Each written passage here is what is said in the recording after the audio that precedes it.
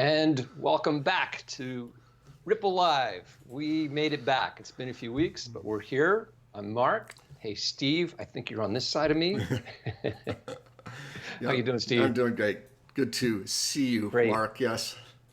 Yeah, you too. So thank you, everybody, for joining us. And thank you, if you are on a mailing list, you got an email about submitting some questions in advance, which we did the last time, too, and we found it really valuable. And we've got about 60 or 70 questions that have gone through and organized and color-coded, and you know, we're going to address a bunch of those, but we'll also address your own questions. Steve will talk more about that in just a minute. I just want to mention up front, normally these are an hour. The last one we did, we went like 2 hours. We're going to probably go about an hour and a half this time because we figure we need more time, but 2 hours was exhausting. So go for about an hour and a half and really try to get all your questions answered today, both the stuff that you posted before and the stuff that you post today. Yeah, so those of you who take the time to fill out our survey, really appreciate it. They're really, really good questions. In fact, a lot of your questions drove what I'm going to show you today and really pushed me to look at some workflows that I hadn't looked at in a long time. So I'm really kind of excited to show you some of those workflows. We're going to do our best to get as many of them as we can. We have the chat that please feel free to post your questions there. What we're going to do is the format's going to be, I'm going to do a couple of tips based on the survey questions, and then we're going to answer questions from the chat, and then Mark will do a couple of tips from the survey questions and then chat. So we'll alternate. We're going to do our best to do kind of a amalgam of live questions and previously posted chat. So you can also, if you want to donate to the show, there's a little $sign. You click that if you want to give us a donation, the super chat. Any amount helps underwrite the show, so we appreciate that. And also, if you do a super chat, it'll push your questions to the top, and we'll answer the super chat questions before the standard chat questions. So, and that's really basically the format. We're just here to answer your questions and to educate you and to help you tell better stories. So, I forgot about this. Yeah. Mark, see when it got to my screen there, Trav. So this is something if you haven't seen it yet, Mark and I put together a new plugin for Final Cut. It's a messaging, it's a chat plugin. And, last week we did 2 Mac breaks on it. And I just want to point out, it's an amazing plugin. What we did to make this thing feel like a legitimate chat, it's great. It's $15 and it's normally $30. And so, in lieu of a super chat, $15, you get this amazing little chat plugin. So I just wanted to commend that to you. There it is, and you can check that out. Watch the video. All right. So anything else, Mark, before we get into the Q&A section? No, I just want to say greetings to everybody. Thanks for joining us. We've got a big crowd today, and Netherlands, Upper East Side, Prague, Texas, Poland, Germany, New Mexico. So greetings to everybody. Thank you very much for joining us, and we're excited to hang out with you for the next 90 minutes or so. Yep. All right. So I think we should, without further ado, just start getting into these. We have a lot to cover, and hopefully, we'll be able to get through a ton of them. So what we wanted to do is break the subject matter down into workflows. So we took all the questions and broke them into categories: sound editing, video editing, color correction, organization, media management. There was another one, a Logic Pro, those kinds of things. So what we want to do is group them by category so that if you want to go back later and watch the show, they'll be grouped by those categories. And we're going to put chapter links like we always do. So after the show, you can go back and click the link and go to the subject or that particular tip that you're interested in. So usually that happens several hours after the show. Travis goes through and puts in the hyperlink. So that's coming. All right. So I think we should get into this. So one question that came up in our survey was this: multi-channel audio output in deliverable for audio mixing or Pro Tools. So someone wants to know, how do I get a movie out with multiple channels in it? So let's take this example here. So let me cut to my screen. I've got this clip, and I just kept it simple. I have a dialogue roll and I have a music roll. That's it. I mean, I could have a lot more than that. But let's say I wanted to hand this off to somebody with all of that roll data embedded in the movie itself. I can go to the file menu, and I'm going to choose Share. I'm going to go to Master File, and I'm going to go into, let's see, Settings, because usually I like to say, okay, I want to choose Audio and Video. And in this case, if I was going to put it, you could choose your codec here. If you wanted to use it editorially, you want to use a ProRes codec, which I'll go ahead and choose. And here's the secret sauce under the Roles tab. Notice it says Roles as QuickTime. You could say multi-track QuickTime movie. And now, when you export, it's not only export the video track, it's also going to export any audio tracks you have here. So here, if you have a dialogue, normally what you'd want to do is say, okay, that's going to be mono. You're going to set that to mono, and then your any like music and effects tracks you're going to set to stereo, and then you just click next and you go ahead and save it out. I'm not going to do that because I already saved it out, and I don't want you to have to sit here and wait for me to do that. So what I'm going to do is I'm going to bring in that multi-track file, and let's see here. I cleaned up my desktop for y'all, and if I see here, we're going to here. I have an exported multi-track. So there's the movie I exported. And I'm just going to grab it and then Command Tab over to Final Cut. I'm going to just drag that right into the event. Right into the event there. Actually the wrong one here. All right, I'll just drop it into this event. It doesn't matter. And I just want you to see this. So I'm going to take this clip and I'm going to drop it into the end of this timeline. I want you to see this, that this clip now is a multi-track QuickTime. So when I open the inspector and then I go to the audio tab, the configuration, notice here, it's seeing all of those tracks. Here's my dialogue. There's the dialogue, and here's the music. So right here, I can then go up here, and that's already set for dialogue. This might be, my effects, and this might be my music.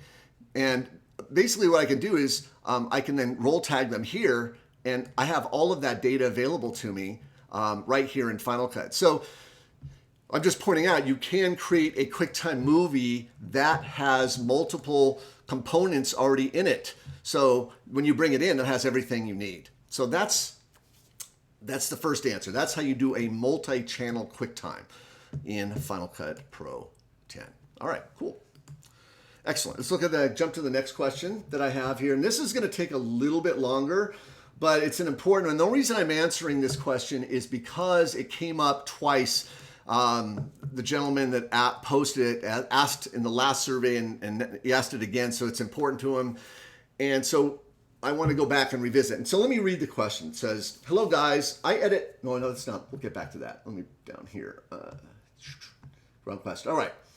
So this gentleman uses Adobe Encore for his audio editing because he likes Encore. It's got a lot of great audio sweetening tools built into it. And he prefers using Encore as part of the Adobe suite. And so here's a question. Would it be best to create a multicam clip, edit the clip, cutting out the ums and the ands, and then export the audio to Adobe Audition, make the necessary adjustments, import the Adobe Audition adjusted audio clip back into Final Cut, and then resync the audio to the edited multicam clip to create a new synchronized clip? That would be one way to do it, but that's a lot of work. So I come up with a better workflow. In fact, Mark helped me create this workflow. I'm going to walk you through it, and it's pretty cool. So here I am in Final Cut, and I have a multicam clip. And if I double click it, I'll reveal the angles. And this is something that Mark and I shot a few months back before we were all in lockdown. Oh, gosh, I miss those days. Anyhow, here we are, and let's say this angle of me, I want to do some audio sweetening. Maybe I need to normalize the audio or remove some noise, what have you. I don't have the tools that I want in Final Cut, so I'm going to take it to another app. So I'm going to select that angle and then hit Shift F to do a match frame. So there's the clip right there. So what I would do then is select the clip, and I'd go to File, I'd say Share, and I'd choose Master File. And then under Settings, I'd set this for audio only, AIFF, you want the highest quality audio to match what's in the clip. And I'm going to click next.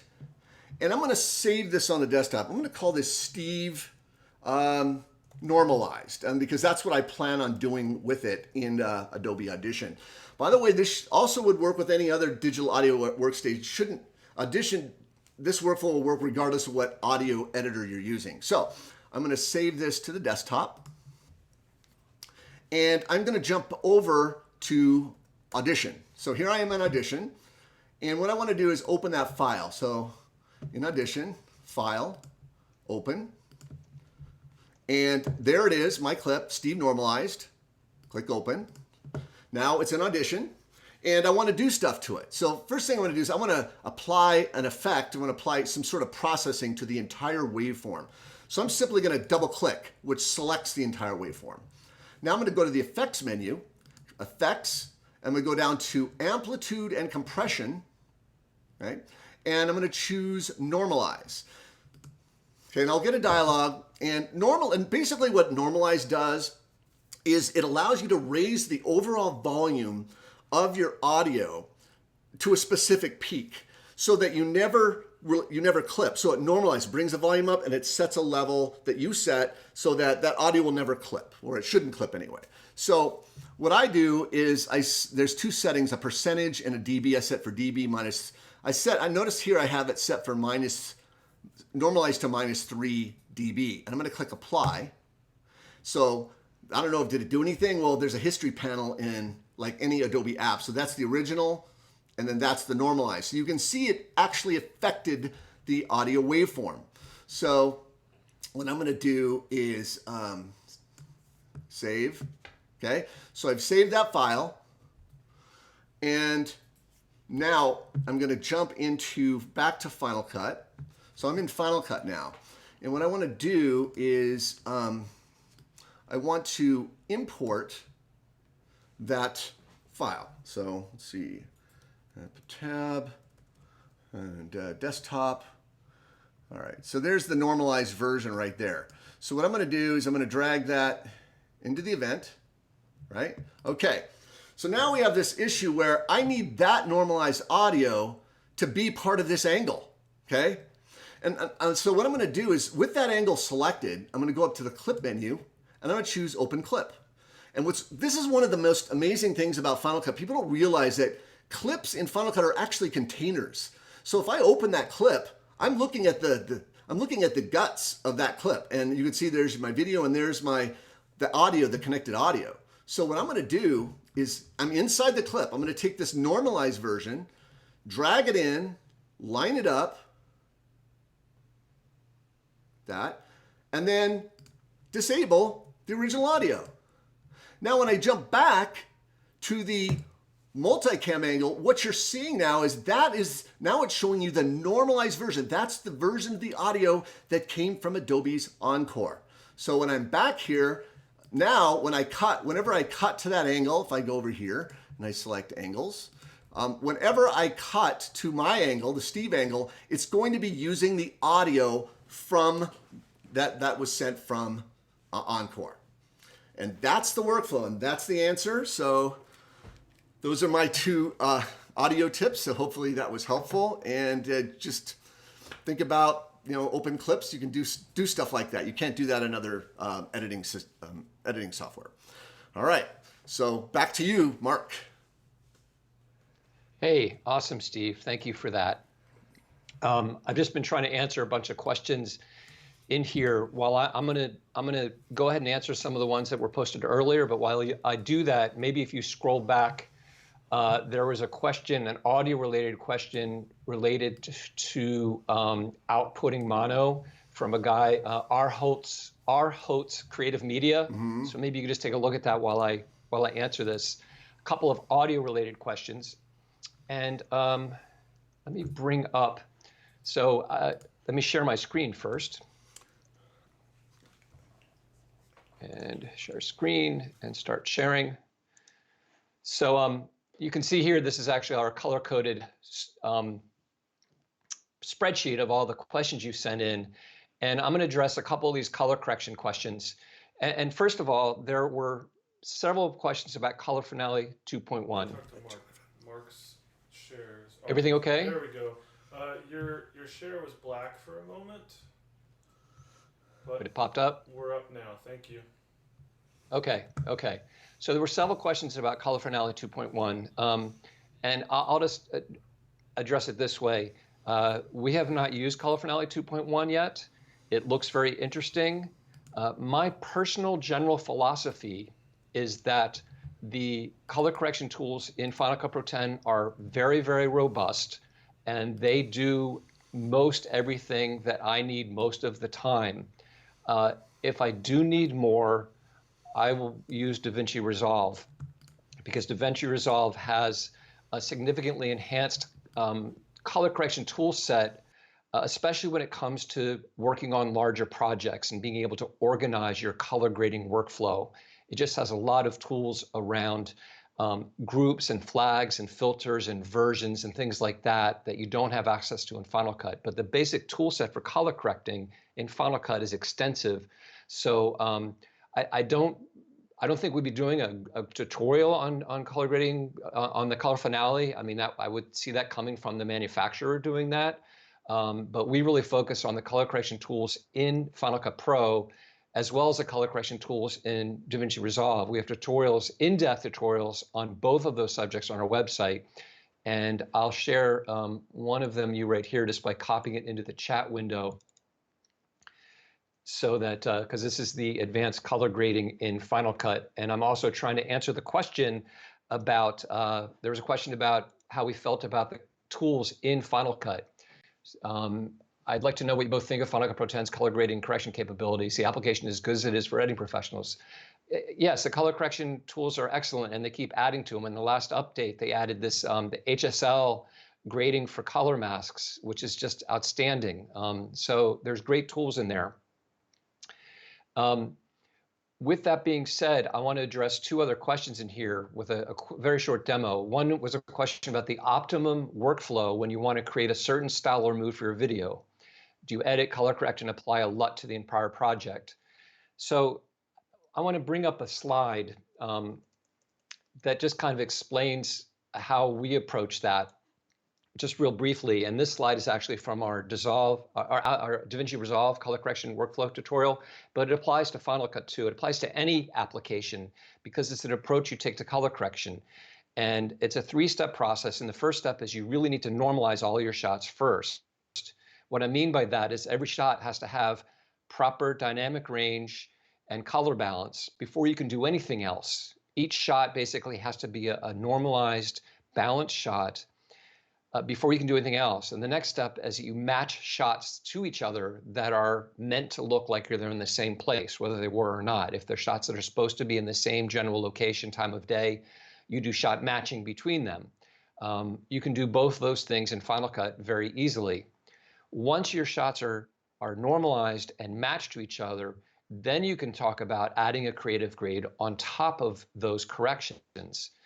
And that creative grade may apply to the whole project, but it could just apply to specific scenes because each scene might need a slightly different application of that grade. Whether you use a LUT or a LUT applied to adjustment layer or a color correction is really a creative decision, and that's a longer discussion. But I just want to lay out the basic approach is you can't start creating a look on something if you haven't first balanced your shots and matched them together. That's really, really critical. The other question that I thought was very interesting was somebody who says, I recently published the contrast effect from Motion to Final Cut Pro because it has a contrast and pivot sliders, which have been useful in fine-tuning log footage. I was wondering if there are any other DaVinci Resolve grading tools that are hidden from in Motion. In particular, RGB bars and log wheels would be useful. So there aren't any. What the questioner is referring to there is the RGB, the primaries bars in DaVinci Resolve, and the log wheels in DaVinci Resolve, which are additional tools that are very useful. And they're not in Motion, but I want to go to Motion and suggest you looking, and everybody here looking at a couple of things. So here I am in Motion, and I have a clip. And I've applied 3 different filters that are built in Motion that can all be published to Final Cut Pro, and you're just welcome to publish those straight to it.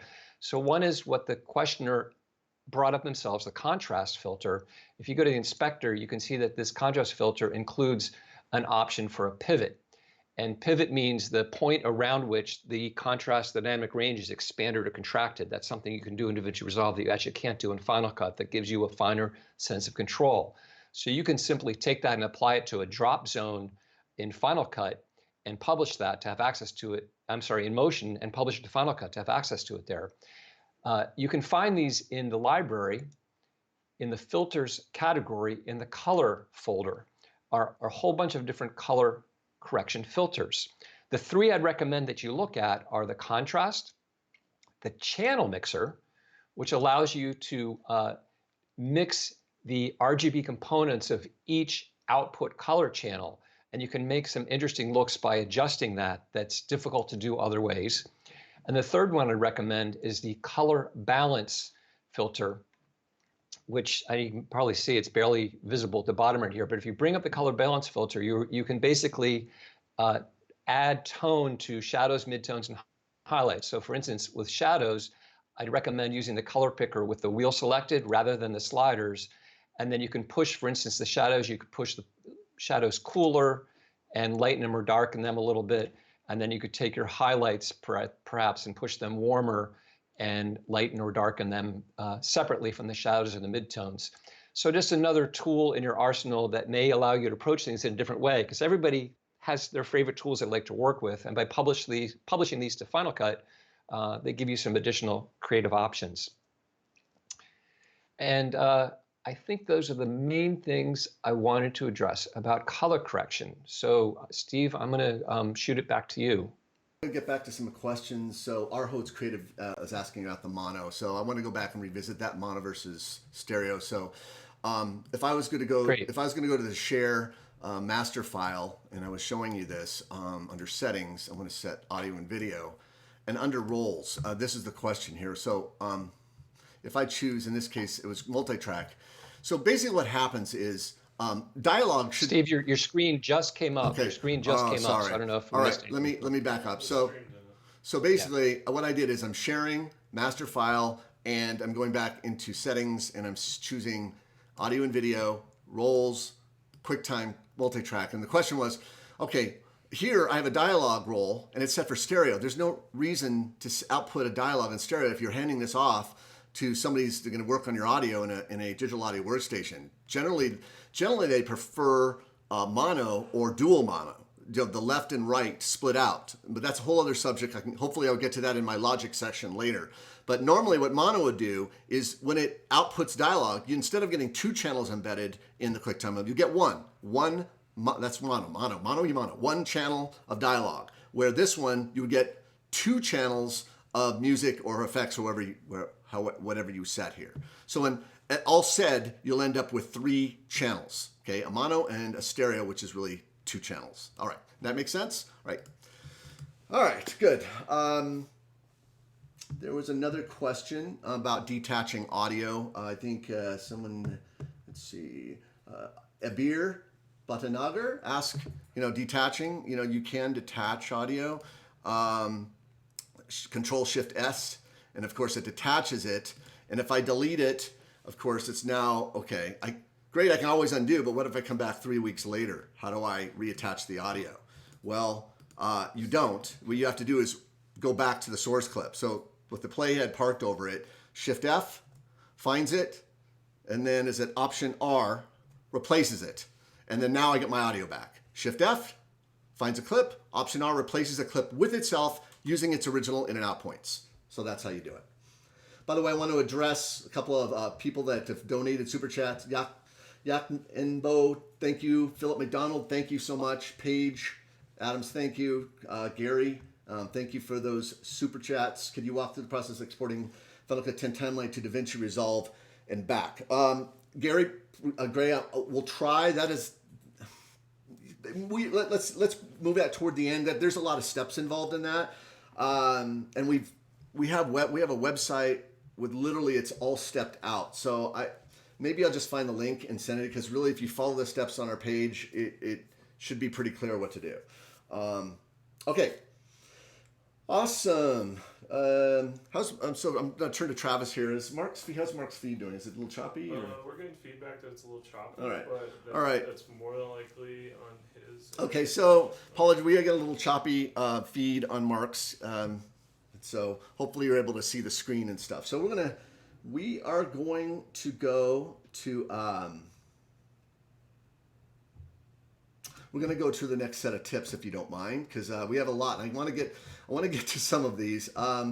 So video editing. One question that came up in the survey: when you open a new project, you get options for rendering. So let's do that. I'm going to select this, and I'm going to just create a new project.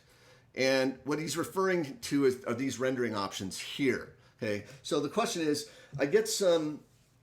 You get options for rendering. I don't totally understand how this affects the final video, as you also have the same settings when rendering out. So that's a really good question. So by default, it's set for ProRes. And generally speaking, what rendering refers to is anytime you have to build an effect. If you have a green screen, you have titles, you have to render something, it'll all get rendered. Anything that Final Cut can't play back full frame rate, full quality, it will render into this codec here. Now, general rule, you never really want to set this higher than your source material. So for example, if your stuff is coming in at, with GoPro footage, just this it's basically rendering it into Apple ProRes, which is visually lossless as far as that's concerned. But your point being that when you export the final movie, it's going to render out whatever the source footage is, okay? I take that back. It's going to render out whatever you have set in your share preferences. So if I go up to share and I go master file, let's just say this was, it's funny, this is perfect. This is all iPhone footage actually that I'm working with. So if I go to settings and I go to video and audio, basically here, this is what you're choosing. So in this case, I might choose, if I was going to hand it off and I want to do more editing, I'd probably choose 422. That's what it would get rendered out. And in this case, the render settings would match my output, and that's what I'd want. I'd normally want my output and my render settings to match, okay, under normal circumstances. But in some cases, I'm going to output for the web, and I'm going to choose H.264, and it's going to spit out H.264, and then whatever render files that are already rendered in ProRes, it'll turn into H.264, but it's already starting with a higher quality file. That's why the render options are always ProRes, because you want the highest possible quality for your renders, regardless of what you're outputting. Okay, so that's something to keep in mind. I don't really ever change it. I usually leave the render settings at the ProRes default, ProRes 422 default. All right, so let's move on to another question. Let's see here. What is the best way to store compound clips so that I can use them on various projects in the same library, i.e. titles, ending sequence? This is probably a super basic question, but for whatever reason, I haven't figured out how to easily do that. I may need to open a, let's see. I know what I need to do. I need to open a library that I haven't done yet. All right, so I thought I had this open here. So let's see. All right, so I have a timeline here. I'm going to go down here. I have in this particular event, it's event 11, I believe. Yeah, it is event 11. I'm going to open this clip up. So I have a project that has a compound clip in it, and you can see here. There's the compound clip. Well, actually, it's a layered title. I haven't turned it into a compound clip, but I could. I'm going to select this and press Option G. I'm going to call this Intro Title B. So now I have two compound clips in the same event. But if you're working across multiple events like I'm doing here, you might want a faster way of finding all these compound clips, and this is where smart collections come in.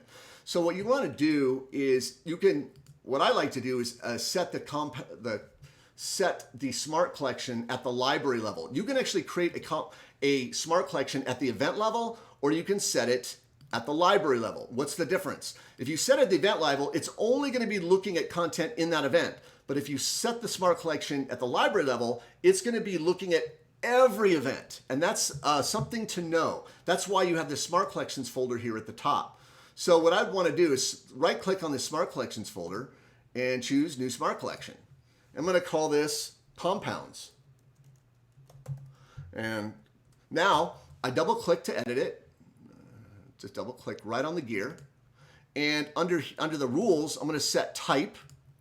And what says type is, I'm going to set this for compound.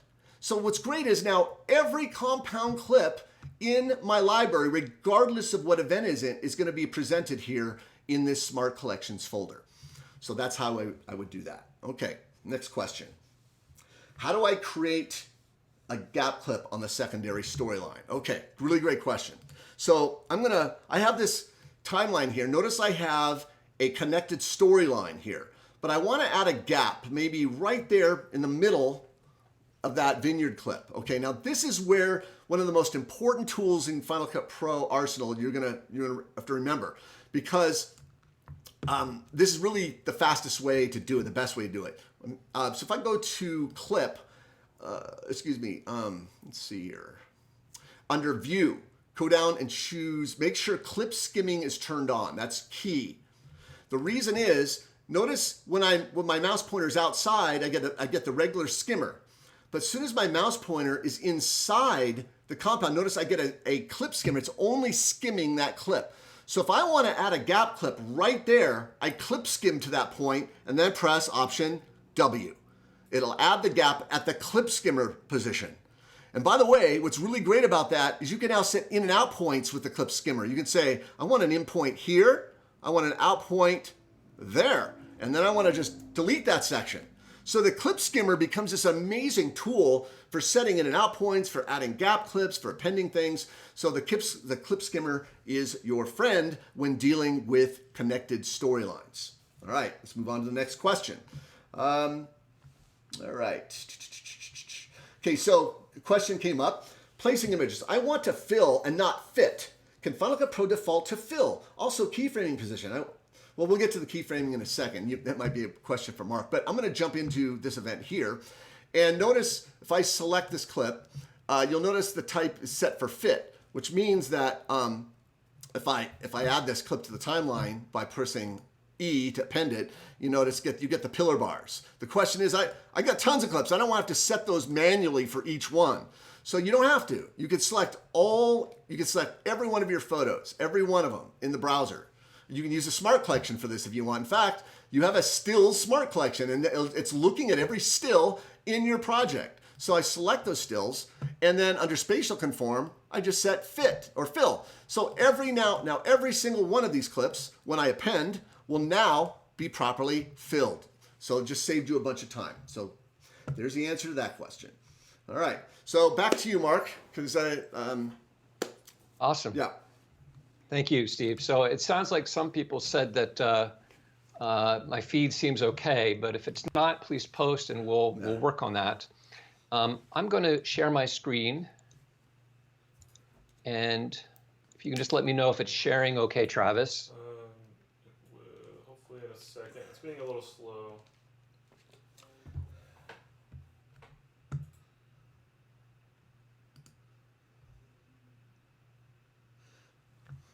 By the way, I've been trying to answer as many questions on the chat window as I could and supplying some links in there for folks.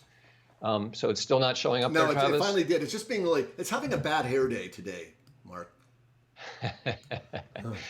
All right, so I want to answer a couple of motion-related questions, even though I snuck one in before. In particular, one that I thought was kind of fun is how to get Memojis available in Final Cut Pro 10 to be used as a picture or in drop zones with or without the white square. Saw you do this for RT messages, but I'd like to use for avatars and stuff. That's a great question. So what I'm going to show you is how I did this for RT messages. So I've got this little movie, and the first thing is on my phone. So this is just a QuickTime movie from my phone. You want to switch to light mode. My phone I set to dark mode. I really love dark mode. So on your phone, assuming you have an iPhone, you set it to light mode first, okay? And then you go to your text message application, you click in the field as if you're going to type something, and then you click this button here for Memojis. So I'm not talking about emojis, and I'm not talking about animojis, I'm talking about Memojis. separate topics for each of those. So once you select that, you can choose your custom one if you made one or any of the built-in ones that are in there. So I selected, for instance, mine. And then what you do is you take a screenshot of that on your phone by pressing the two buttons that are opposite each other at the top there, depending which phone you have. This is on a newer iPhone. You just press both those buttons together to take a screenshot. Then that appears at the bottom. You click on that screenshot. Then you click on the little send button at the top. And then in my case, I just airdrop that directly to my MacBook. Okay? So that's how you get the thing out of your phone and into your computer. Then what I do, you should see my desktop now, is here, for example, is my screenshot. So I'm going to show you two quick examples of how to get rid of the background, okay? The first one's free, and the second one isn't free, but does a better job. So if you just double click any still, it's going to open it in Apple's preview application, which is free. And if you click this little markup tool right here, show markup toolbar, and then you click this little magic wand, you can remove all the white. Before I do that, actually, I like to drag a bounding box around this. Let's just say I'll just take these. I can select an individual one or a bunch. I like to do a bunch at once. So I'll select all these, and I'll press Command K, which will crop just to that selected area. Then I'll select the sort of magic alpha tool and drag, and that will create transparency. If you drag too much, you can start filling in my face. It's going to take my face out of there too. The more you drag, the more it selects. So you try to find the right amount and then press delete. And then you go to File and choose Export as a PNG. Now, one thing I'd really recommend is that you make a copy of your document before you do this, because I find even if when you export a separate one, it will replace the current one you've been working on. But you export this, and then you'll have transparency. And then you can import that into your application of choice. Now, I'm going to undo that. The reason I'm suggesting another way is sometimes even with that, you get a little bit of white around the edges. You don't have a lot of control in removing every tiny little bit of white. So what I like to do is open this with Pixelmator. And the reason I like to use Pixelmator is you have a little more control. So with Pixelmator, it also has like a magic wand tool right here, which you can use to select the white. Yeah. We're not. Oh, now we are. Okay, now we are. We didn't see Pixelmator. Now we Okay, sorry. Let me move the toolbar right here and close this to make it really clear. So there's my toolbar. And actually, before I do that, I'm going to just crop everything with the crop tool. Or let's say I'll just crop a single one right here. I'll just crop this, enter, and I'll zoom up, Command plus a few times. And then I'll use its magic wand tool, its color selection tool, either one. I'm just going to click and drag. And then what I like to do, you can see there's still a little bit of white in there, but what I can do is edit that selection. I can choose Edit, Refine Selection. And what I like to do, it says expand, but I like to contract it by about 1%. That will just bring the selection in and get rid of, I might get rid of a little bit of me, but it also gets rid of all the white. I'll say okay, then Shift Command I to invert that selection and delete. Oh, I inverted earlier there, and delete. And now I've got a really clean selection. And then from here, I can choose File, Export, and export a PNG and get that out. And then you can use it in Final Cut Pro. So that's the basic process for doing that. The last thing I just want to mention is if you do want to work with Memoji, animated Memoji, for instance, I captured this with my phone. Let's see. Sorry, Animoji. Like here's an Animoji, which you probably couldn't hear, but it says "Welcome to RippleLIVE." And I captured this by using the recording feature on my phone. All the phones just record your screen. Then you can bring this into Final Cut, crop it down, and you'll need to use a Luma key filter on it. And it's difficult to get a really good key on it. So that takes a little bit more, but you can get that in there into Final Cut as well. So those are just a couple quick tips on working with emoji. And then my final tip here on Final Cut, had a great question about, I'll come back to this other one when we have a chance to do it. They wanted to know about how to does motion have an effect similar to turbulent displacement in After Effects?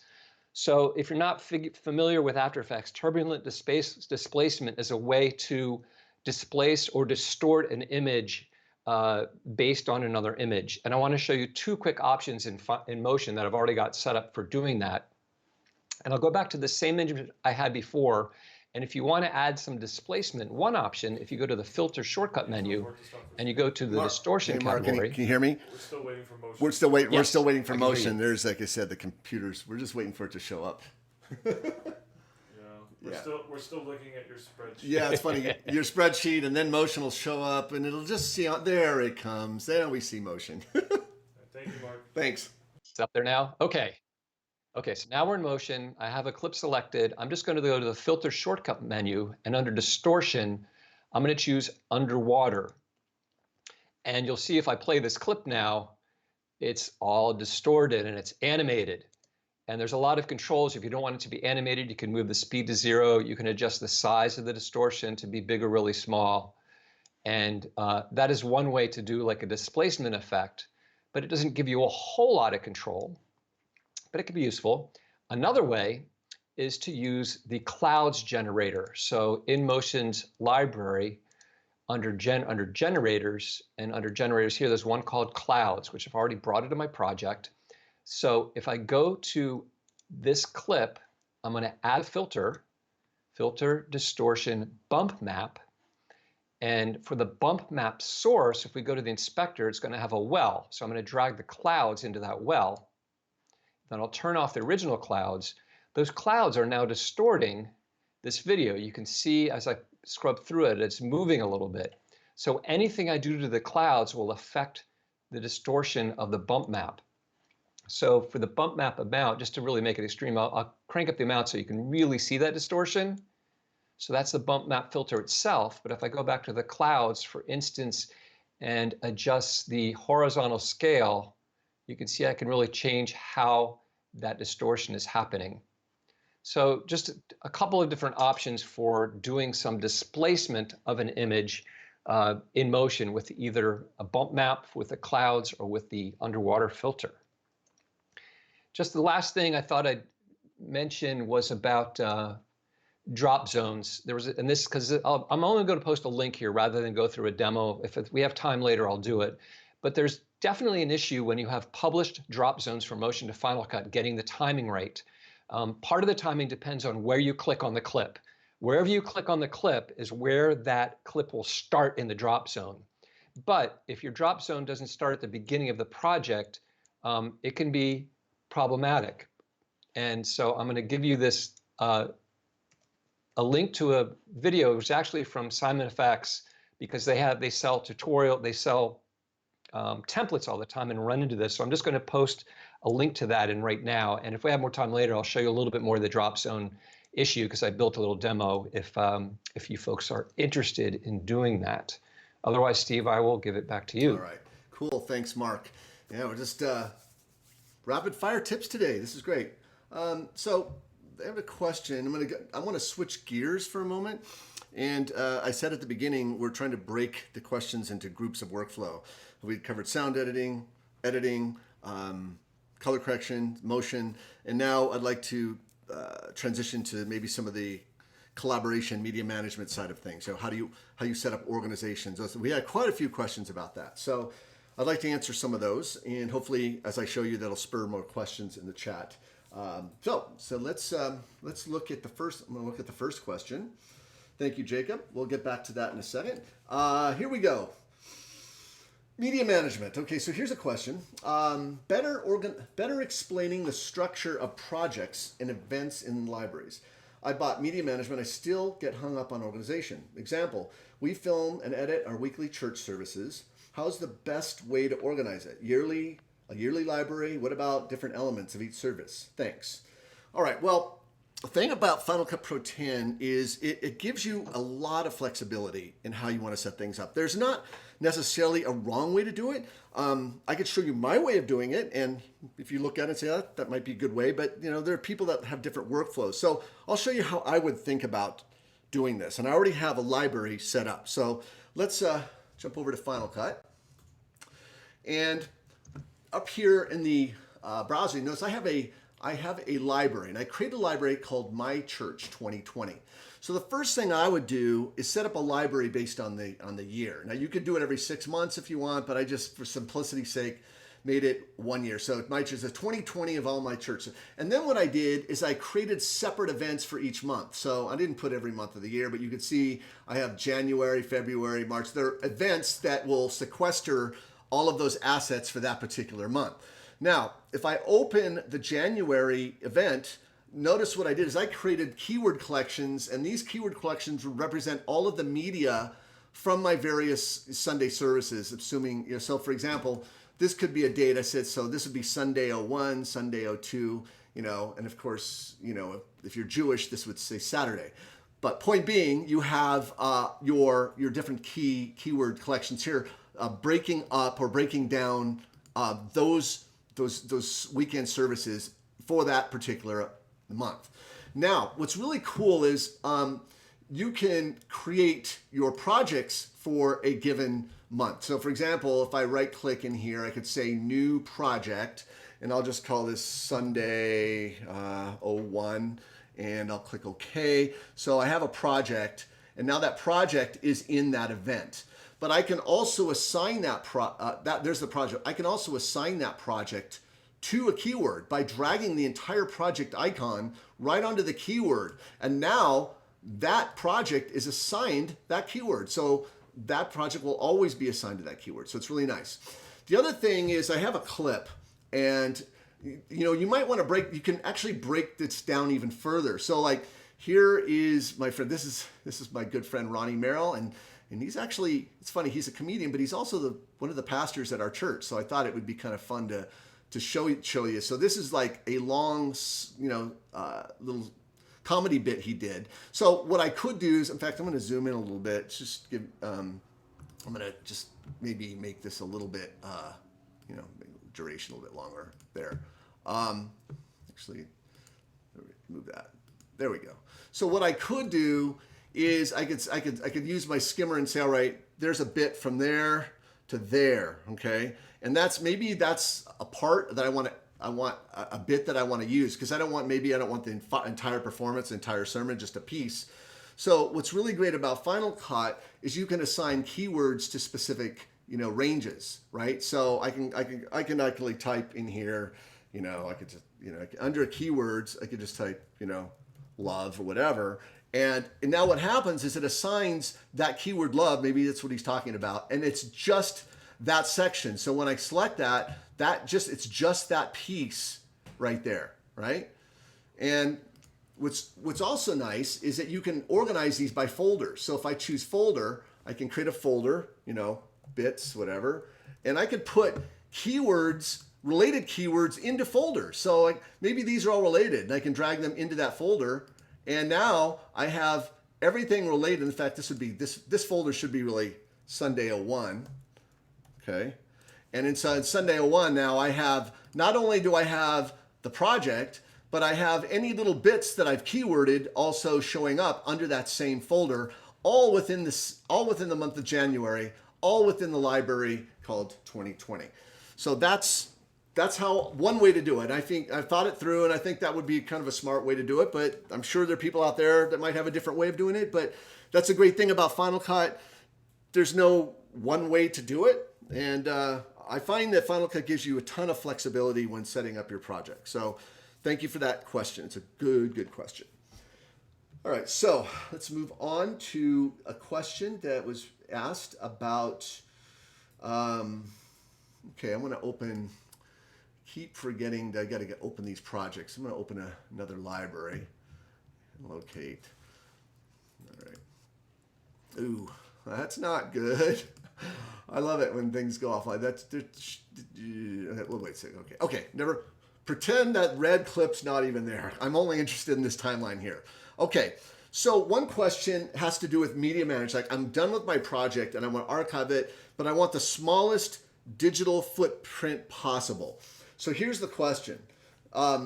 Is there a simple automatic way with a few clicks to archive a complete project with filters, generators, effects, audio, but only the used part of the clip. I don't need the whole clip. 2 to 3 minutes, but only 2 to 3 seconds, or 1 to 2 seconds for future handles.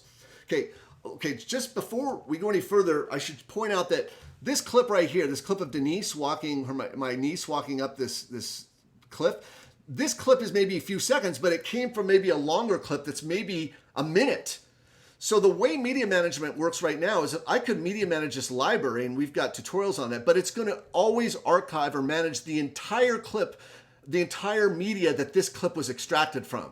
So if you want a smaller project that's only going to include the media from this little bit, you have to use a third-party plugin. And that third-party plugin, let's see here, is, I don't know why it's hiding behind, probably hiding back here somewhere. I'll go ahead and quit that. And I had the link all ready to go. Probably on your iPad. No, it's not on my iPad. Nope. I actually had it on this monitor here. Nope. I'm gonna shoot down. Oh, there it is. Found it. It was like down in the dock. So you want this software right here. It's called Works for X by Marquee Broadcast. It's $44.99 on the App Store. And what it allows you to do is trim down your project to just the pieces, just the media you need. So if that's worth it to you, that's, $45 is a really good price. So basically the workflow is thus. You go into Final Cut, right? And what you do is you go file, you export an XML. And notice that D&D XML, I'm going to just save that on the desktop so it's easy to find. So I'm going to save that XML. And then I'm going to launch Works for X. So here it is. Here's Works for X. So what I do is then I browse to that XML file. I'm going to go to the desktop. There it is, the XML file. I click Open. And click, yeah, Catalina. Got it. It's just constantly asking for permission stuff. Oh, look at that. I love that. All right, let's try this again. Let's try one more time. All right, there. Okay. Now, you give it a project name, but if you go into preferences, check this out. This is where you can set your media handles. Like you could set right now it's set for 2 seconds, which means that if you have a long clip, you can give yourself an extra 2 seconds or 1 second on either side. So if you need to go back in the future and make trims, you'll have the available media handles. So you set that up right in preferences. All right. And the other thing too is, this is so dumb. Well, it's not dumb. It's something I've experienced as a developer, is that I sometimes do not see this text here. I gotta go in here to preference, and you're gonna laugh at this, but if I go to general, I have to switch to light mode so I can read some of that text in here. And I wanted you to be able to see this because notice that this original project size is 3.55 gigabytes. When I'm done consolidating it, it's going to be 0.25 gigabytes, saving 3.31 gigabytes. So this is great. So I just need to set a folder where I want to set this to. So maybe I'll say Denise Consolidated, and I'll click Create, click Open, click Start, and it goes through. And I want you to see this. If I go back to the desktop and I open that Denise Consolidated folder that I just created, inside here you will see there's the folder, and inside there, look, this is all the trimmed media. It's all been trimmed down. Unfortunately, it gives you these. It's not the downside is it's not going to retain your original file names. It makes its own file, which is not super big deal. But then if I look, I created an XML automatically. There's my final XML. I simply, I think I could just open this I'm going to open it with Final Cut. It's going to ask me to choose a library. I'm just going to create one. Denise Consolidated.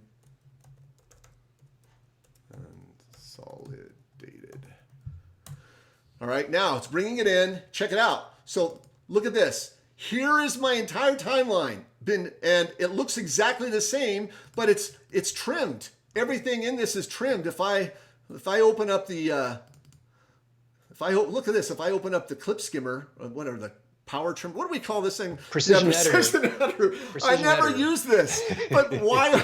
But why is this important? Because look, Mark, there's your 2-second handles right there. There's your 2-second handles right That's there. perfect. You can see that it actually trimmed. I got 2-second handles, and so I have this consolidated project.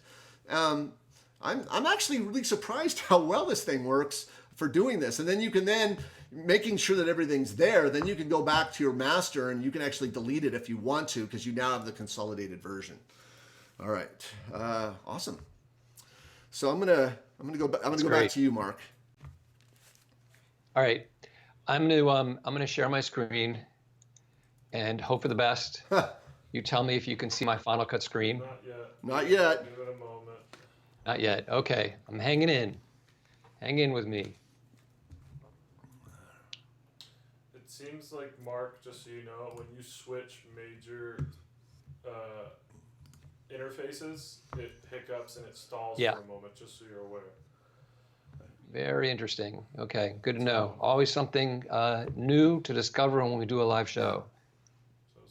Can you see it yet? Not yet, We're still waiting. While you're doing, I'm gonna Wow. look. Yeah. You know, just I'm going to press Control Command F twice just to see if that helps.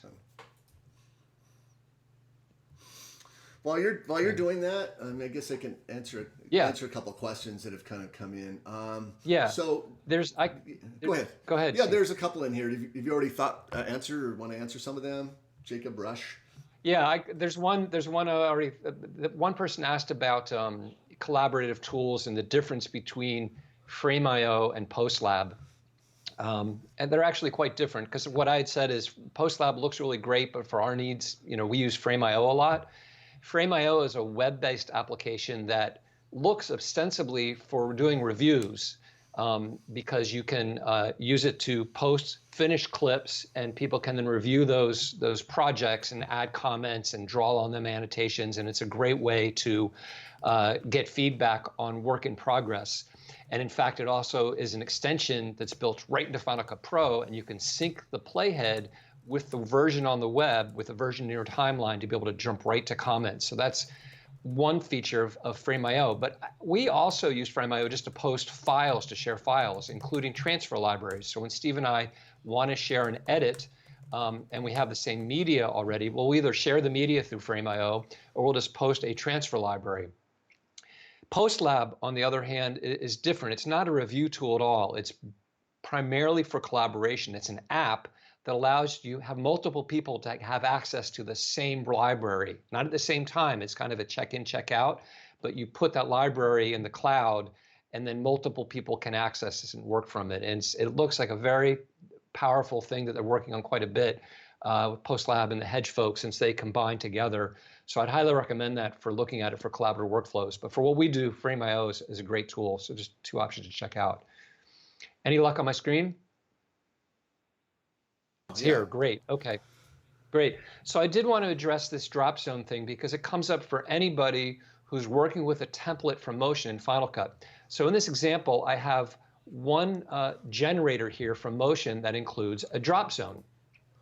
I have a separate generator that includes a drop zone that comes in a little later. So I first want to adjust the first one where the drop zone's there at the beginning, because the first thing to understand is when you put content in a drop zone, it depends on where this playhead is and where the playhead is on what you select. So let's say I want to see, I have this clip here of Abba driving this car.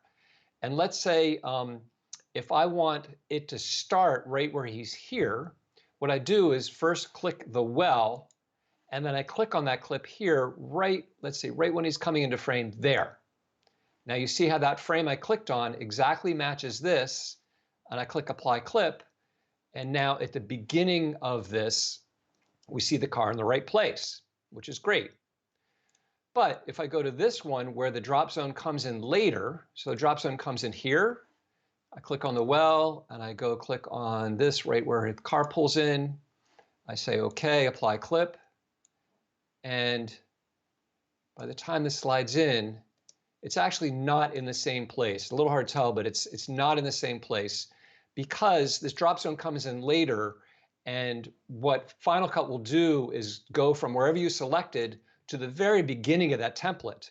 So if you have a drop zone that comes in text 10 seconds later in a template, and you have a 5-second clip, you can't even get it in the drop zone. It'll just show the last frame of that clip in the drop zone. So how do you fix it? Well, one thing to know is you can also add clips to a drop zone that are in your timeline. So here I have the same clip in the timeline, and if I do the same thing, I'll first clear that drop zone, and then I'll select a frame from this clip in the timeline. Let's say I'll do it in the middle this time, and I add that. Didn't even add it at the right spot, did it? Click there, navigate to here. All right, well, I'm not even proving my point because you can use a clip from the timeline and it's not coming at the right spot. Oh, I think I had the wrong one. I know I had the wrong one selected. I have this one selected. Yeah, I had the wrong one selected. Click there, move to where the car's in the middle. It's still not doing it. Okay. I don't know. So you should be able to have that clip come in properly here. But basically, the solution to the timing issue is you add a gap clip to the front of a clip in the timeline, make a compound clip out of that for as long as you need. And that link I supplied in the chat window describes that process in detail. And for some reason, this is actually not working correctly now because I get this to come in at the right point of my clip. So see if you can go on with something else since it's not working for me now. What? Doesn't matter where I click on the clip. It's Something's not working for Mark? What? It's so funny because normally I'm like watching you because I'm enthralled by what you can create with motion. I go, oh man, that's cool. But I'm like so focused on like all the questions. Absolutely not working at all. Right, yeah. It works fine in the browser. It's not working in the timeline. Doesn't matter where I click in the timeline. All right. Well, I got some investigating to do. More to come on that. All right, great. All right, so let's look at, I'm going to just kind of back up to some of the questions here. Okay. Kristen is it's actually workflow correct labeling colors roles as well as default roles that confuses me. I know the export workflow too, it comes together when they import. Kristen, we actually have a full tutorial called Sound Editing in Final Cut Pro 10. It goes into great depth and discussion about how to create roles, how to create sub-roles, how to label them, what not to do when you're syncing clips, because this messes people up all the time. They sync clips before they actually roll tag their video, and it creates a bunch of work on the back end. So there's definitely some gotchas in working with it, but I would recommend it's called Sound Editing for Final Cut Pro 10, and we covered all there. All right, so let's see here. Going through, I don't see any specific questions in the chat. So what I might want to do is jump back to more demo stuff. And if you have any questions, now's the time. We have about 30 minutes more. So post your questions. I'm going to jump into ads. And just throw them in again. If we didn't get to yours, ask again, because we're trying to scroll back through this, but it's really hard. Right. All right. So there was a question about, oh my God, you can cut to my screen there, Travi. So there was a question about archiving again, about making space available, that sort of thing. The question, how to manage or prevent enormous disk space bloat in the high quality media folder.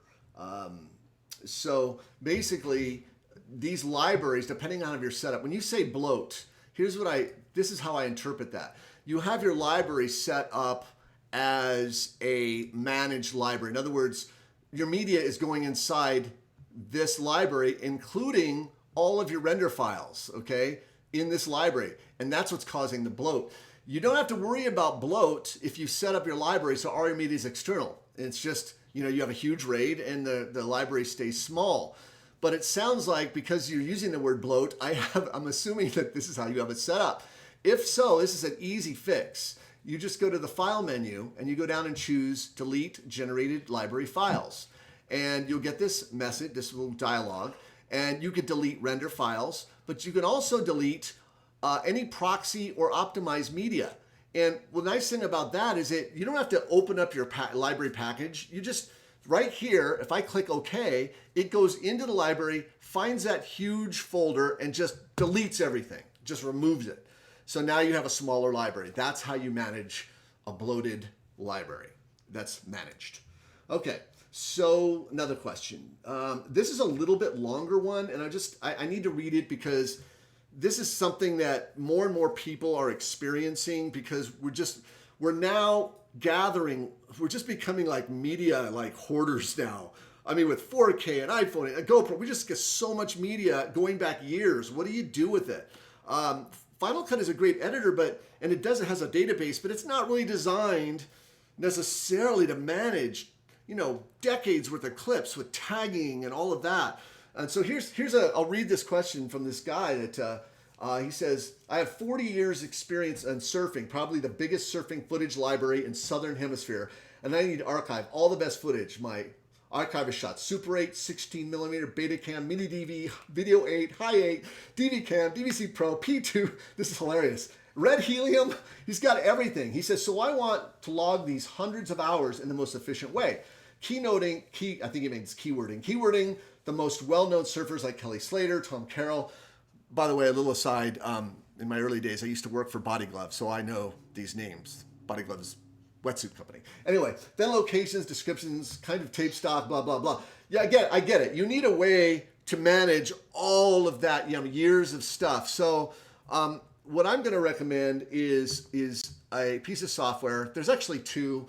This one called Kyno, and this software, you basically, I think it's a leased per year kind of thing. But what you do is it allows you to bring in all your footage and tag it, cross-reference it, organize it. It's I would call it like a super finder, except it's way more than that because everything you do can be sent as keywords and favorites, everything that you're used to in Final Cut. It works so seamlessly with Final Cut that you can do all of your organizing using Kyno and then send just the pieces you want over to Final Cut. So it just takes that heavy burden off of Final Cut for locating all of this stuff. So I would highly recommend this Kyno software. And I had a link to YouTube, and our good friend, Philip Baez, who I think he's one of the owners of the software, he has a video on YouTube. You should watch it. I don't have the time to demo it, but there's so much training out there on YouTube. You could go see it. Just type in Kyno, and some videos will come up, and you'll see how it works. But that would be the answer to that particular related problem there with all that footage. In fact, yeah, more and more people are going to need to do that. All right. So here's a question, Mark, and you can chime in on this. Transcode or not? How to keep your project files smaller? So essentially, what's being asked is, any of these clips, should they be transcoded? Like, this is an iPhone clip. I know it's my iPhone 11 Pro, and I have the option to transcode it. The question is, should I? And for me, if I can play it back on my iMac Pro, my Mac, I don't like to transcode. I'm not a big fan of it. It takes time. It takes disk space. In most cases, I'm able to play back iPhone footage, GoPro footage. You use the GH5. Do you transcode your GH5 stuff? Here's how I answer that. I do not transcode my GH5 material. I do transcode my drone footage. And the two, transcode either means transcode to optimize your footage or to proxy. And the reason you transcode to optimize is so that you can get better playback. So for instance, I transcode my drone footage because the codec for drone footage is just really hard on my machine. It's choppy. I don't get good playback. That's the only reason I transcode it. If I'm traveling and I need a lighter, less media for a project, I may transcode to proxy. So I transcode to optimize just for playback performance. I transcode to proxy either because I really need more space, or I might transcode to proxy if I'm doing a multicam edit and I just can't really get really good playback. But I'm just like you, Steve. My default is not to transcode. I'm only transcode if I'm really kind of forced to, either for playback or space considerations. Yep. Okay, good. All right. All right, so let's jump back. Go ahead. Sorry, I was just going to try to answer a couple that were asked earlier. Let's do it. So I had one, is motion more difficult to learn than After Effects? And I would say motion is much easier to learn than After Effects. After Effects is a fantastic application. It's got a steeper learning curve. It's very deep. I started with After Effects before getting into motion. I find motion much easier to learn, so that's easy one to answer. There was a question about creating on-screen controls to control a character's body in Motion 5 and publish it to create animation in Final Cut Pro 10. And I was going to do a whole demo about how to add on-screen controls to do something like that. But honestly, if you really want to animate something in Final Cut Pro 10, use mPuppet. It's going to be so much faster and easier. So mPuppet, just letter M and then the word puppet. It's from motionvfx.com. It's a great tool. We've done demos on it on MacBreak Studio. You can look up there, and in fact, we include a more demo of it in our tutorial about animating photos in Motion. But mPuppet works great in Final Cut Pro and just makes it much easier to animate things like characters than it is to set it all up in Motion. It's very time-consuming in Motion to do it. The result is different. They each look different, but that's what I would do is mPuppet. Awesome. What's the best and most essential plugins you would recommend for Final Cut Pro user who's a beginner? So if you're a beginner, I make an analogy to you just bought a brand new car and you want to figure out, how to replace the steering or the exhaust system or the brakes. And it's like, get to know the capabilities of the car first before you decide how to accessorize it.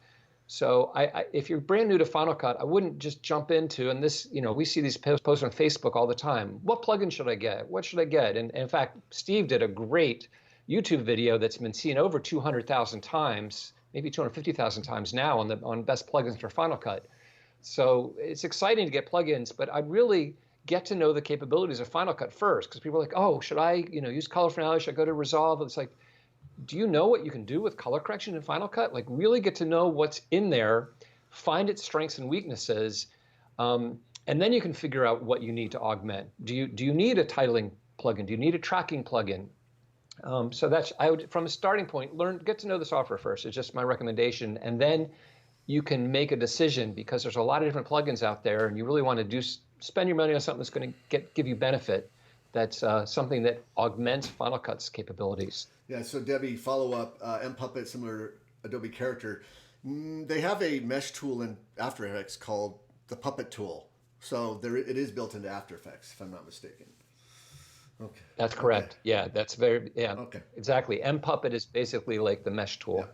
Yeah. So there's a question. It looks like you answered, Carlos, about what streaming software we use, OBS, and you posted a link. We have a full OBS tutorial that our awesome tech guy behind me, Travis, is working on. By the way, someone asked about the ATEM switcher. We're working on a full tutorial on using that little $300 ATEM switcher. Hopefully we'll have it next week, but really excited about some of the Blackmagic hardware, and so we're going to be talking more about that in the future. Yeah. Okay. There was Terry88 was just asking, when a show is almost done, we compound the sections. Sometimes we need to step into the compound clip to make edits that change the length of that compound clip. Is there a way for the compound clip automatically become the new length? There's not. You have to go back out and then trim it to match. It's a pain in the neck. That's a great question and a great feature request to have a compound clip adjust to the edits you make inside of it. I love that. Hey, thank you, Mr. Rod Smith. Yeah, thanks, Rod. Awesome. And FCP 10, if you have clips that are scaled, position keyframe, 3x3 grid, each clip appears at a different time. Can you replace a clip with another? So go ahead. You can, right? Yeah. So you definitely can. I just want to give Mr. Rod Smith his money's worth. Thank you very much for the contribution. What you want to do is first you want to copy that clip, Command C, and then you want to do a replace edit with your new clip. So you select your new clip, and with the playhead over the current clip, Option R to replace from start. And then you want to do paste attributes, Shift Command V. When the paste attribute window comes up, and I'm sorry I'm demoing this, but it's just faster to answer it this way. Paste attributes, Shift Command V, it's under the edit menu. Then you can choose to paste back in your scale changes, your position scale, your rotation, your keyframes, audio changes. You can choose exactly what to paste back onto that clip. The key is to copy first before you do your replace edit. Awesome. Okay, cool. All right. Looking back through some of these questions here, we still have time while we're doing. I could quickly show the Well, that would take a little bit more time. The logic thing was kind of cool. I'd have to hear people. I do want to see the Final Cut 10 to logic workflow. If yes, go ahead and post that in the chat because it'll take me a few minutes. But you know, there's a whole workflow sending all your audios to Logic for finishing. Okay. There's a couple more just from our list in advance. Sure. There was a motion question about basically being able to move something back in Z space and keep it maintaining the same position. So we've done a couple of tutorials that show you can break a photograph into different layers, move those layers in Z space in different places in Z space, but make them still look the same from the camera's point of view. Be a great demo, but let me just explain it. He's saying that when he tries to do the command drag in the heads up display, it doesn't work. The trick is, there's two pieces to the trick. One is that your project size should be the same size as the dimensions of the PSD that you bring over a layered graphics file. The second is that the anchor point for every layer, this is the important part, needs to be in the center of the composition. So before you do that, you need to adjust each anchor point because each anchor point will default to the center of that layer. And if you have a little cutout section of a piece in that photo, the anchor point's not going to be in the center of the composition. So you need to right click, choose anchor point, drag that anchor point to the center, maybe drag out some guides first. Once the anchor point's in the center, then it should work correctly. All right. In Final Cut 10, if I'm editing a voiceover track, audio, in a separate visual track with no sound, which should the audio be on? The primary storyline? Should be the primary storyline, audio, video. What are advantages one way or the other? I don't know. It really depends on your approach. Let me go ahead and get out of the here. Let me just Command C, and let me just move this over here. Command. Actually, I'm gonna just go ahead and do a Shift F, reveal that audio there. So I don't have a voiceover. I'm gonna just call this voiceover. Just pretend this is voiceover. Okay, let's pretend that this clip is voiceover. So for me, what I like to do is I like to put my voiceover. Excuse me, I should have done it that way. I like to connect my voiceover to so notice how my voiceover is now connected to this gap clip. And one of the reasons I like to do that is because now I can go in and I can then blade the pieces where I want the pictures on the primary storyline. So notice I'm blading to the various, like whatever I'm saying or whatever's being said there. And so these little pieces here, like that's a section I need a picture. And I've got a gap clip representing it. So all I really need to do then is go into my event and get a piece of video. And it could be like this. And I can just, set an endpoint and then just press, actually, if I don't want the audio for this, I need to go over here and turn off it's just video only from this pop-up. And now I'm just going to press Option R. Oops. Yeah, whatever. So now there, and I just go to the next one, and I've got this clip. I want that part in there. Option R. It's just, I'm getting that because I'm editing between libraries. But look at this. So now that clip matches perfectly with my little section. And if I need to trim it either way, I can just call up the trim tool, and then I can just trim it. So you asked me, how I would do it. This is exactly how I would do it. That's my workflow. So hopefully that was helpful to you. Barry, thank you for the $2 super chat. We really appreciate it. Okay, so back on camera, and let's see. I'm looking. Any questions in the meantime, sir? Somebody wants to know what mouse you use. What? Somebody wants to know what mouse you use. Okay, someone want to know what mouse I use? Okay, this is it. It's the Logitech MX3. This is literally the best mouse I've ever owned.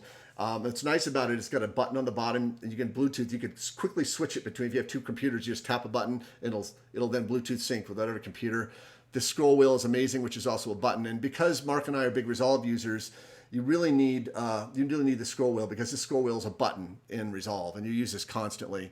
But best thing about it is ergonomics. I don't know, just when I'm using this mouse, look at the space between my hand. Look at that. That's really uncomfortable. But this, look at that. It's all about ergonomics, and this thing is just, anyway, big fan of this mouse. There you go, Trev. Mark uses the same mouse, if I'm not mistaken. I do.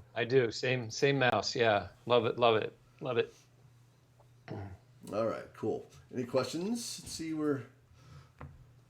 There was a question about, how do I say this about, well, let me just read the question about titles. How to use titles that are saved and appear in the inspector. I can see a number of titles in the inspector that I've created by save all format and appearance attributes. You can find them in application support motion text styles, but can't see how to find them among the titles.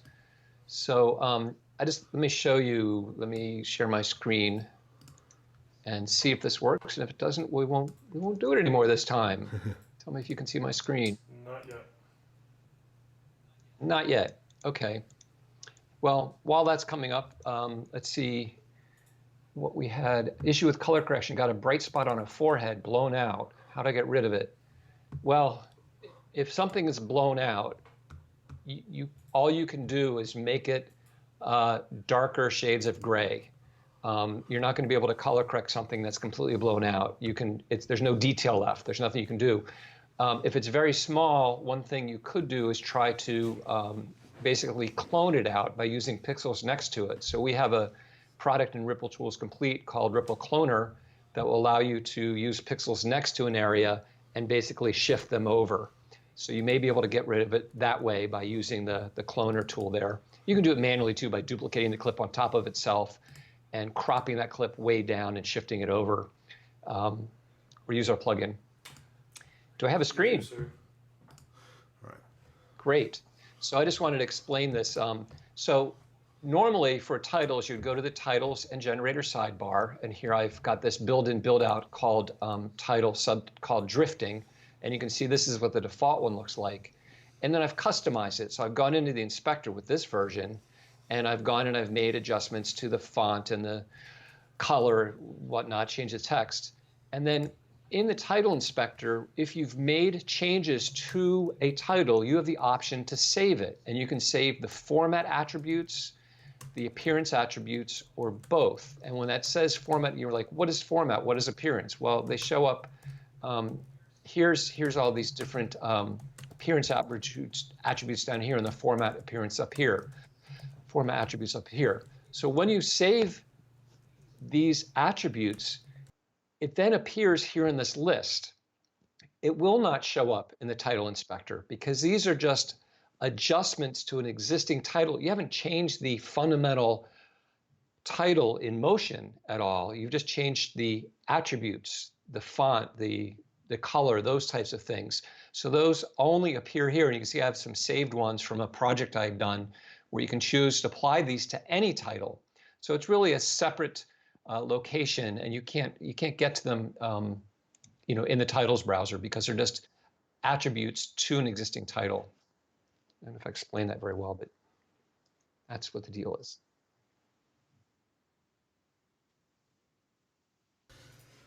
All right. I just want to, since we have a few minutes, while you're looking at those questions, I won't take me that long to give the general overview of Logic workflow. There's a guy out there that's like begging for me to show it, and I'm just going to walk through the bait. I'm just going to, Go I have for it, to. go So for it. I just really quickly, the thing about Logic. So here I have a project open, and I just want to point out that the key to doing this right, there's like 3 steps involved, or 3 or 4 steps. The most important step before you go to Logic is that you make sure that all of your roles and sub-roles are, so in other words, everything's labeled.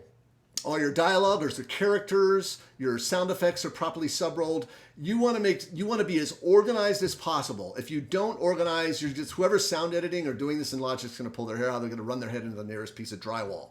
So make sure that you take the time to properly sub-roll everything and everything's properly labeled. The next thing you want to do is go through your timeline and remove any clips that you don't want to show up in Logic. Just get rid of them, delete them, clean this up, move these around, move these sub-rolls around so they're going to be nice and organized. Okay, that's another thing. The other thing is you want to add, and I'm going to go ahead and close the roles for a second. I'm going to go ahead and collapse this here. The other thing is you want to add a a timecode generator. Like I've added a timecode generator because anybody that's working on audio is going to bring this in for reference. They need to see this reference movie with the timecode, so they can check the accuracy of, they can kind of check the audio with this reference movie. So you want to put timecode, and the other thing you want to give them is a sync pop. If I zoom in here, you'll notice here there's a pop, I had 2 pop here. I added a 1 kilohertz tone. There it is. You definitely want to give them that for syncing purposes. So timecode, sync pop, roles properly organized. Then of course, when you're ready, then you would just choose, export XML, and you go ahead and you, I think I already have the XML, on the desk. I think I've already done it. Yeah, so you export to XML, and then in Logic, go to Logic, and you open up a project, and then you go to File. Oops, you choose your project type, and all this crap opens. It's like so much crap opens. All right, final file, open. Then you navigate to your XML file, which I'm going to do. It's on my desktop. There it is, assets. So there's my XML that I exported. Click open. And sometimes it'll ask to switch the frame rate to match your project. And it's looking for something. I'll just skip that. All right. Yeah, skip all. All right. Okay, so that's weird. All right. We'll try it one more time. I don't know what happened. I was looking for some files that it didn't find. That's weird, right? Sometimes things don't always go as planned. Let's try it one more time. All right, so switch to 298, sample rate change. Could not find reference file. Okay, I don't need the reference file. Looking for the demo assets. All right, so let me try. There we go. Try this. I'm going to set this folder. If it doesn't work, then we're just going to have to move on. For some reason, it's not able to locate the files. Let's say skip. All right, it's looking for some reference files. All right, going to have to stop this, sorry. But basically, all of your audio comes in. I have no idea this worked perfectly. Of course, I was doing this on my iMac Pro, and I didn't really test it on this machine. But the important part is that you properly set up Final Cut before you go into Logic. And that's the key. I mean, that more than Logic itself, once you get a Logic, it's pretty straightforward. But this part is super important. All right, back to you, Mark. Okay, I'm just answering a question about, we've seen all these videos come out of people in separate locations singing the same song together in a big grid. And so there's questions about how you do that.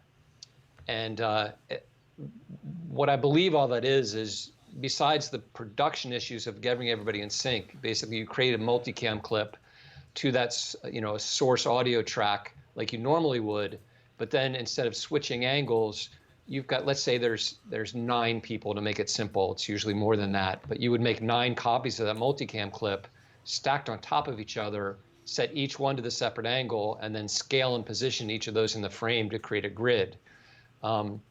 Now, if you're playing back 9 angles of simultaneously of HD, it's probably all iPhone material, but you'd probably want to optimize that material, or may need even to create proxies to be able to play it back.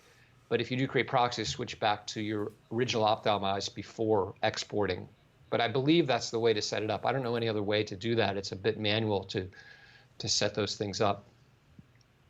But it's just about 11:30. Any last questions? We're happy to answer. Otherwise, we will wrap it up until the next time we do this. Ooh, Steve, awesome. So Steve just posted a discount for everybody who's still watching. If you stuck around, you really benefit. 30% off for everybody for any tutorial. So take advantage of that. Yeah. Jill must have posted that from the other room. Actually, me. Was that you? I asked Jill for it. Oh, thanks. That was the trap. That was Trav. A viewer. Nicely done. Nicely done. Yeah, that's great. All right. Well, I don't know. I felt like we covered a lot of content in an hour and a half. Oh my God, we did. I can't believe how much we made it through. Yeah. And we learned that we always learn something. One thing we love about this is everybody's always got something to contribute. It's really great. It's really great. Well, super fun, Mark. That was great. So we want to do these more often, but they do take a lot of prep. We spend a lot of time prepping for them, obviously, so we can have demo material for you guys and gals out there. Because it's just we don't want to wing it. We want to make sure we're giving you the right information when you need it. So I want to appreciate all you guys out there. I hope everyone's safe. I'm personally sick of this whole thing. I want this whole global nightmare to be over. So I don't know. I kind of want to go to I want to go to a restaurant again. I'm sure you all feel that way, but I just had to say it. I like this technology, but I actually want to hang out with people again. Anyway, so Mark. So Mark, any last words? No, feel the same way. I think we're all in the same boat. It's really nice to be able to at least do this and hang out and see you guys all here every few weeks or so. It's great. So thank you very much for joining us. And check if you're not already subscribed to our newsletter, grab it. And we'll see you every week. We've got content coming out on MacBook Studio. So just stay tuned and please always pop us a question or let us know what you're up to. What's that? How can they subscribe to the newsletter? So how they can subscribe to the newsletter? There's at the bottom of our website. There's a, it's so funny. You would bring that up, Travis. You're welcome. Yeah. I think there's I'm not sure exactly how you do this. RippleTraining.com. Yeah, RippleTraining.com. There's a button. It's so funny. Usually It's funny because Jill manages all of that. What's that? I believe if you're new to the site, you're prompted to sign up. Yeah, well, if you're new, you get a prompt. A little pop-up box comes there. But there, at the very bottom, there's a newsletter. And I think if you go to the blog page, we're putting all of our movies, all our YouTube movies, on one blog page that you can exit from the menu. And I believe you can also sign up from there. I should know this, but like I said, Jill manages all of the marketing for our company, and so sometimes I'm not just. But you bring up a good point. When this is done, this episode, like all our episodes, will be completely chapter markered. Yeah. So that you can, if you those guys, I was listening to it and they talked about something about logic or something about motion or whatever. What was it? Just go back to this. This will be posted on YouTube on the Ripple Training channel, and it'll be all chapter marked out, so you can jump right to that tip if you want to find it again. Yep. Awesome. All right. Well, thanks again. You guys have a great weekend. We're working on some new stuff and posting new Mac breaks next week. We have a lot of stuff in the hopper right now, so look forward to sharing that with you in the near future. All right. So thanks again. Thanks for joining us. See you next time. Thanks for watching. Thank you, everybody.